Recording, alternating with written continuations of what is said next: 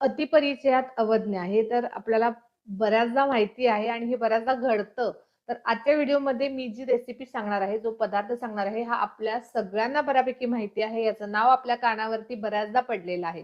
परंतु बऱ्याच जणांनी हा कदाचित टेस्टही केला नसेल आणि त्याचे उपयोगही माहिती नसतील. तर असा हा पदार्थ आहे गुड आर्द्रक योग. हे त्याचं शास्त्रोक्त नाव आहे, ग्रंथोक्त नाव आहे आणि बोलीभाषेत आपल्याला जो माहिती आहे तो आहे आलेपाक. अगदी बरोबर आहे. हा आलेपाक खूप जास्त औषधी गुणांनी युक्त आहे. थंडीमध्ये तर त्याचा अप्रतिम उपयोग होतो. परंतु हा जो ग्रंथात सांगितलेला आलेपाक आहे किंवा गुड आर्द्रक योग ज्याला म्हटलं जातं, तर त्याच्यामध्ये स्पेशली गुड सांगितलेला आहे. म्हणजेच गुळापासून जो बनवला जातो आलेपाक, तो हा औषधी गुणधर्मांनी युक्त आहे. आजकाल बाजारामध्ये बऱ्याचदा साखरेमध्ये बनवलेले म्हणजे आलेपाक मिळतात. पण त्याही पेक्षा जर तुम्हाला गुळामध्ये बनवलेला गुड आर्द्रक योग घेतलात तर त्याचे खूप छान अप्रतिम फायदे मिळू शकतात थंडीपासून संरक्षण करण्यासाठी.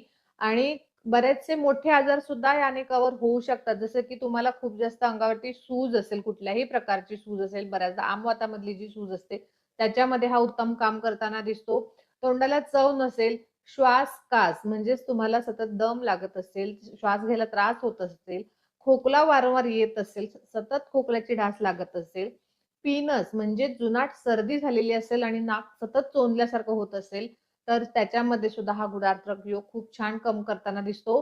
आरशामध्ये पायल्सची तक्रारी आहे त्याच्यामध्ये हा काम करताना दिसतो. ग्रहणीसारखे विकार म्हणजे पचनाच्या संदर्भातले जे जीर्ण असे पुराण आजार असतात, तर त्याच्याही मध्ये गुडार्द्रक योग खूप छान काम करताना दिसतो. तर हा गुडार्द्रक योग जो आहे तो शास्त्रोक्त पद्धतीने कसा बनवायचा आहे, तर आपल्याला एक भाग आलं घ्यायचा आहे, त्याच्या दुप्पट म्हणजे 2 भाग गूळ घ्यायचा आहे आणि हे जे आलं घेतलेलं आहे ते स्वच्छ धुवून वगैरे त्याची अगदी छान फाईन पेस्ट बनवायची आहे. म्हणजे त्याचा कल्क बनवायचा आहे. इतकं बारीक ते एकतर तुम्ही खिसू शकता, मिक्सरमध्ये बारीक करू शकता, वाटण करू शकता, काहीही करा. आणि त्यानंतर तो जो गूळ घेतलेला आहे आपण, तर त्याचा पाक करायचा आहे आणि हा पाक थोडा घट्ट म्हणजे 3 ते 4 तारी पाक करायचा आहे.